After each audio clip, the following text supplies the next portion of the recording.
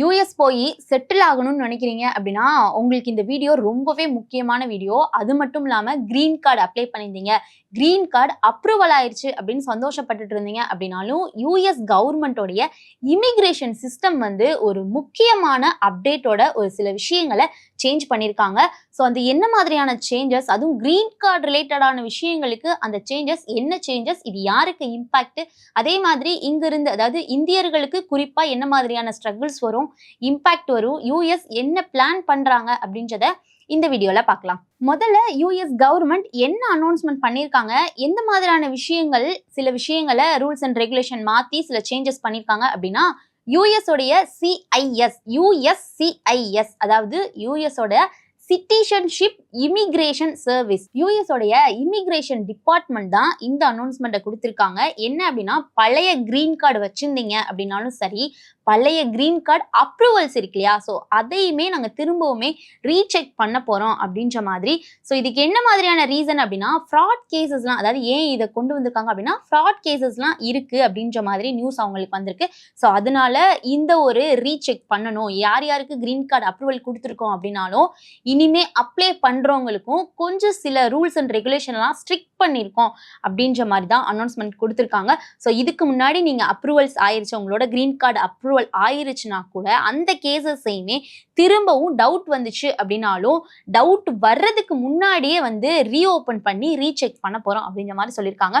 இது ரொம்பவே பெரிய ஷாக் அப்படின்னே சொல்லலாம். ஏன்னா கிரீன் கார்டு அப்ளை பண்ணுறதுக்கு அவ்வளோ வந்து டைம் ஆகும், அதோட ப்ராசஸ் ரொம்பவே ஸ்லோவாக இருக்கும் அப்படின்ற மாதிரி எல்லாருக்குமே தெரியும், கிரீன் கார்டு அப்ளை பண்ணியிருந்தவங்களுக்கு. ஸோ அந்த ப்ராசஸ்மே ஸ்லோவாகும் அப்படின்ற மாதிரி சொல்லியிருக்காங்க. ஸோ இந்த சேஞ்சஸ்னால என்ன மாதிரியான இம்பாக்ட் இருக்கும் அப்படின்னு பார்த்தோம் அப்படின்னா, நான் முன்னாடியே சொன்ன மாதிரி ஃபர்ஸ்ட் ஒன் வந்து நீங்கள் கிரீன் கார்டு அப்ளை பண்ணியிருந்தீங்க அப்படின்னா அதோட ப்ராசஸிங் டைம் வந்து ரொம்பவே ஸ்லோவாகும். ஸோ செகண்ட் வந்து ஒரு அன்சர்டனிட்டி இன்க்ரீஸ் ஆகுறதுக்கான சிச்சுவேஷன் அதிகமாக இருக்குது. அதே மாதிரி மூணாவது, ஆல்ரெடி நீங்கள் வந்து வெயிட்டிங் லிஸ்ட்டில் இருந்திருப்பீங்க, இல்லை வெயிட்டிங் பீரியடில் இருந்திருப்பீங்க. ஸோ அவங்களுக்குலாம் இன்னும் டென்ஷன் ஆகும், நம்மளுக்கு வருமோ வராதோ அப்படின்ற மாதிரி. ஸோ இது எல்லாமே வந்து சிஸ்டம் ப்ரெடிக்டபிள் வந்து இல்லாத மாதிரி தான் தெரியுது அப்படின்ற மாதிரி சொல்கிறாங்க. ஸோ எக்ஸ்பர்ட்ஸ் என்ன சொல்கிறாங்க அப்படின்னா, பர்டிகுலராக இந்தியன்ஸ்க்கு இதனால டைரக்டாக வந்து எந்த ஒரு டார்கெட்டும் இல்லை, டைரக்ட் இம்பாக்ட், டைரக்ட் எஃபெக்ட் எதுவுமே கிடையாது அப்படின்ற மாதிரி சொல்கிறாங்க. ஆனால் ரியாலிட்டியில் வந்து யூஎஸ் உடைய கிரீன் கார்டு பேக்லாக்ல பிக்கஸ்ட் ஷேர் வந்து இந்தியன்ஸ் தான் அப்படின்ற மாதிரி சொல்கிறாங்க. ஸோ இதனால இந்தியன்ஸ்க்கு இன்டைரக்டாக வந்து கொஞ்சம் இம்பாக்ட் இருக்குது. ஸோ வந்து நிறைய பேர் வந்து கிரீன் கார்டு வச்சிருக்காங்க, இந்தியன்ஸ் வந்து அதிக அளவில் வந்து கிரீன் கார்டு வச்சிருக்காங்க.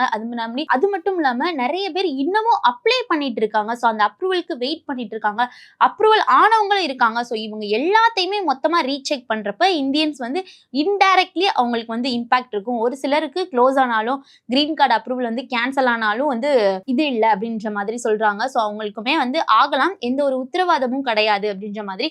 So already 10 to 20 years wait பண்ணுறவங்க இருக்காங்க. அதாவது ரொம்பவே இந்த டைம் ப்ராசஸிங் டைம் வந்து ரொம்ப டிலே ஆகும். அதே டைம் தான் வந்து இப்போ ஆக போகுது. ஸோ இதை வந்து திரும்பவும் ரீசெக் பண்றாங்க அப்படின்னா இன்னமும் டிலே ஆகும் அப்படின்ற மாதிரி தான் வந்து எக்ஸ்பர்ட்ஸ்லாம் சொல்றாங்க.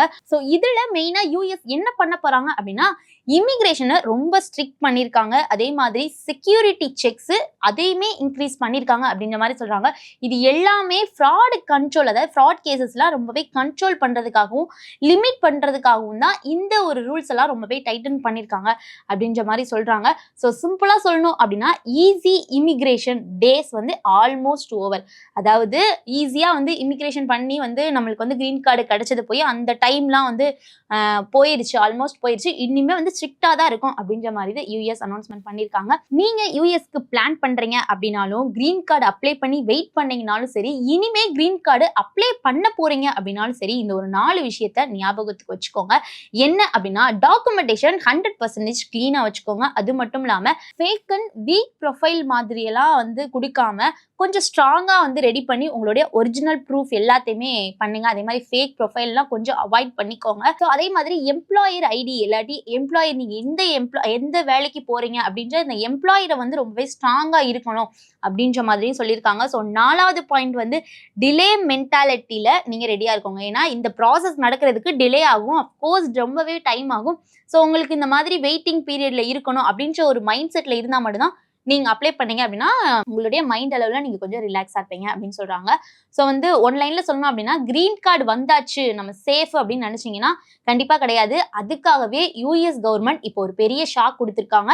ஸோ கிரீன் கார்டை ரீசெக் பண்ண போறாங்க. அதுல உங்களோட கிரீன் கார்டு வந்து அப்ரூவல் கேன்சல் ஆனாலும் ஆகலாம், கொஞ்சம் வெயிட் பண்ணுங்க அப்படின்ற மாதிரி சொல்லியிருக்காங்க. யூஎஸ் கவர்மெண்டோடைய இந்த சேஞ்சஸ், அதாவது இந்த அனௌன்ஸ்மெண்ட் வந்து உங்களுக்கு எப்படி இருக்கு? அது மட்டும் இல்லாம நீங்க யூஎஸ் பிளான் பண்ணிருக்கலாம், இல்ல நீங்க ஆல்ரெடி யூஎஸ்ல இருந்து கிரீன் கார்டு அப்ளை பண்ணிருக்கலாம், இல்ல நீங்க கிரீன் கார்டு அப்ரூவலுக்கு வெயிட் பண்ணிட்டு இருந்திருக்கலாம், இல்ல ஆல்ரெடி நீங்க கிரீன் கார்டு உங்களுக்கு அப்ரூவல் ஆயிருக்கலாம். ஸோ இது எல்லாமே வந்து சேஞ்ச் பண்ண போறாங்க அப்படின்ற மாதிரி யூஎஸ் கவர்மெண்ட் அனௌன்ஸ்மெண்ட் பண்ணிருக்காங்க. ஸோ இந்த அனௌன்ஸ்மெண்டா இருக்கட்டும், ஸோ நீங்க ஆல்ரெடி அப்ளை பண்ணிருந்தீங்க அப்படின்னாலும் உங்களோட அந்த வெயிட்டிங் ப்ராசஸ், அதுல என்ன மாதிரியான ப்ராசஸ் நடக்கும், வெயிட்டிங் பீரியடா இருக்கும், இதுலலாம் எந்த மாதிரி எக்ஸ்பீரியன்ஸ் பண்ணிருக்கீங்க அப்படின்றத மறக்காம கமெண்ட்ஸ்ல சொல்லுங்க.